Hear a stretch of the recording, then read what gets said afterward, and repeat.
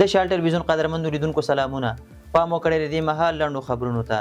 د طالبانو حکومت له ترکمنستان سره د 7 میلیونه ډالرو په ارزښت د ریل پټۍ برخه کې تړون لاسلیک کړ. ټولګټو وزارت نن پنځشنبه خبر ورکړی چې دغه وزارت د اوسپنیزې کرښې مرستیال مولوي محمد اسحاق صاحبزاده په مشرۍ تخنیکي پلاوي ترکمنستان ته د سفر پر مهال یو شمېر تفاهم لیکونه لاسلیک کړي دي.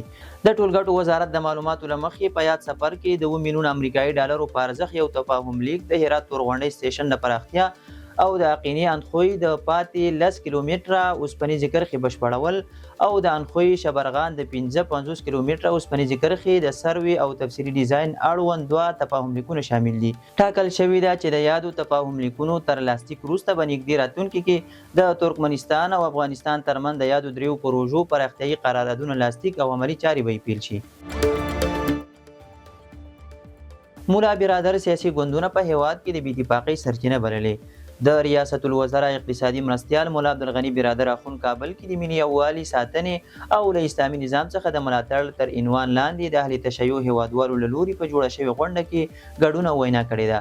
نوموړي یادې غونډې ته ویلي چې افغان ملت په ناسالمه توګه په سیاسي احزاب ویشل شوی او دې کار په مهمو ملي موضوعاتو کې د افغانانو اتحاد له منځه وړی او د همدې وجې موږ تر اوسه معناداره ملي اتحاد نه دی تجربه کړی.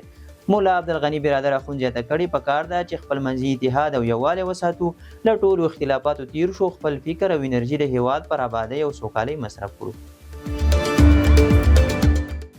چین د بیرته راستنیدونکو افغان کډوالو لپاره خرګوټي جوړوي.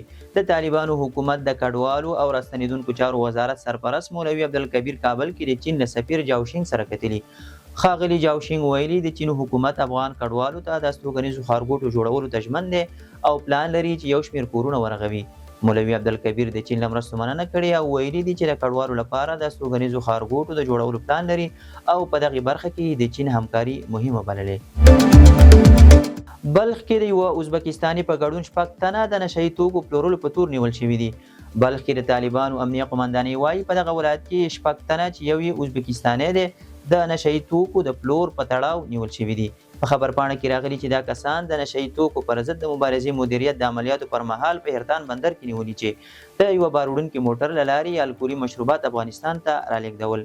د سرچینې د معلوماتو له مخې په دغو عملیاتو کې 80 بوتله بهرني الکولي مشروبات، 2 میله وسله او یو موټر ضبط شوي دي. د اسلامي همکاریو سازمان غواړي کابل کې د غالیو اوبدلو یو مرکز جوړ کړي. افغانستان کې د اسلامي همکاریو سازمان د دفتر مسؤل محمد سعید د کار او ټولنیزو چارو له وزیر مولا عبدالمنان عمري سره په کتنه کې ویلي چې دغه سازمان پلان لري چې نږدې راتلونکي کې په کابل کې د غالیو اوبدلو یو مرکز پرانیزي. هغه ویلي چې اوس مهال د اسلامي همکاریو سازمان په افغانستان کې د ښځینه بندیانو لپاره د غالیو اوبدلو یو پروګرام پیل کړی دی. ورته مهال د کار او ټولنیزو چارو وزیر د اسلامي همکاریو سازمان د دې پریکړې هرکلی کړی او په دې برخه کې د هر ډول همکارۍ ډاډ ورکړی. چین د کندهار میرویس روغتون د بیا رغونې او پراختیا چارې پیلوي. په کابل کې د چین سفیر د طالبانو حکومت د عامې روغتیا له وزیر سره په لیدنه کې ویلي چې په نږدې راتلونکي کې به د دغه وزارت سره په همغږۍ په کندهار ولایت کې د میرویس سیمه ییز روغتون د بیا رغونې او پراختیا چارې پیل کړي. د طالبانو د عامې روغتیا وزارت په خبرپاڼه کې راغلي چې دغه وزارت سرپرست مولوي نور جلال جلالي په خپل کاري دفتر کې د چین له سفیر جاوشینګ سره وکتل. خبرپاڼه کې راغلي په دغه لیدنه کې د کابل ملي روغتون لپاره د تجهیزاتو برابرېدو، د سنتي طب برخه کې د انسټیټیوټ جوړېدو او په کندهار کې د میرویس سیمه ییز روغتون پراختیا او بیا رغونې اړوند بحث او خبرې اترې ترسره شوي دي. اسرائیل د فلسطیني زندانیانو د خلاصون لړۍ بیرته پیل کړه. الجزیرې تلویزیون خبر ورکړی چې د بندیانو انتقال 12 بسونه چې شاوخوا 600 آزاد شوي زندانیان یې لېږدول د غزې خان یونس ته رسېدلي دي.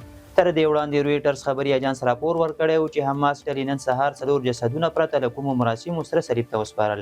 حماس د تېرې شنبې په ورځ د بندیانو اومې تبادلې په موخه 6 اسرائیلي بندیان خوشي کړل چې په بدل کې به یې 602 تنه فلسطیني بندیان خوشي شي، خو د اسرائیلو له لوري د یو شمېر ادعاو له مخې د خوشي کېدو لړۍ وځنډېده.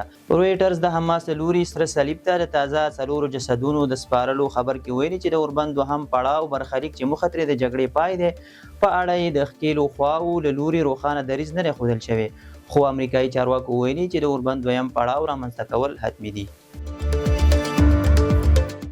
ملګرو ملتونو یو ځل بیا د فلسطینیانو له الحاق او انتقال سره کلک مخالفت وښوده.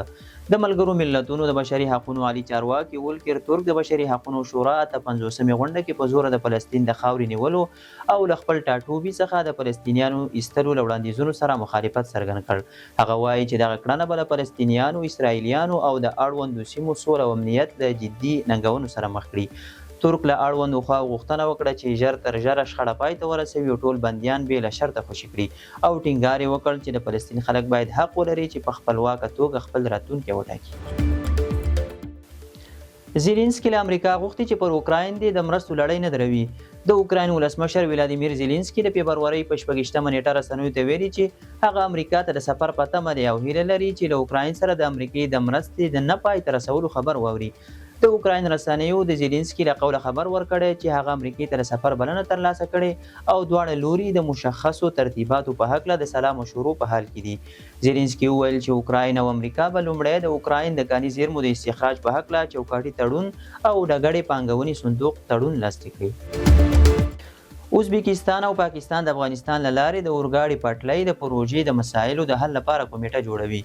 د راپورونو له مخې ازبکستان او پاکستان داسې یو توافق کړی چې د افغانستان سره به یوه ګډه درې اړخیزه کمیټه جوړوي چې د دریو هیوادونو ترمنځ د اورګاډي د پټلۍ غځولو د پیشنهاد شوي پروژې مسایل حل کړي. د ازبکستان ولسمشر شوکت میرزیایف په تاشکند کې د پاکستان له صدر اعظم شهباز شریف سره په ملاقات کې په دې اړه معلومات ورکړل او د دریو هیوادونو د دغې نښلوونکې پروژې د تطبیق لپاره یې په ګډو هڅو ټینګار وکړ. ازبکستان، پاکستان او افغانستان د 2001 میلادي کال د فبرورۍ په میاشت کې د 583 کیلومتر په اندازې د اورګاډي پټلۍ د جوړولو یو تړون لاسلیک کړ چې منځنۍ اسیا د افغانستان له لارې له پاکستان سره ونښلوي. جانتن ټراټ ویلي چې د اسټرالیا ماتولو ته یې هم بشپړ چمتووالی نیولی. د افغان لوبډلې مشر روزونکي جانتن ټراټ اتلانو جام کې له انګلستان څخه د سیالۍ ګټلو وروسته رسنیو ته ویلي چې لوبغاړي د اسټرالیا ماتولو ته هم بشپړ آماده دي. هغه ویلي زموږ لوبډله د هرې پیاوړې لوبډلې د ماتولو وړتیا لري. لوبغاړي مو د مشرانو لوبغاړو خبرو ته غوږ نیسي او په بشپړې همغږۍ د سیالۍ ډګر ته کېوځي. ابراهیم زدران د 12 څلوریزو او شپږو هسکو شپږیزو پر مټ 100 منډې جوړې کړې وې، خو عظمت الله عمرزي بیا په توپ اچونه کې د انګلستان 5 لوبغاړي وسوځول. افغانستان په اتلانو جام کې خپله لومړۍ سیالي جنوبي افریقا ته بایللې وه، خو دوهمه لوبه یې بېګا له انګلستان څخه وګټله او سبا جمعه له استرالیا سره سیالي لري. د هند ترڅنګ افغانستان دویمه اسیایي لوبډله ده چې لا نیمه پایلوبې ته د وتلو چانس لري.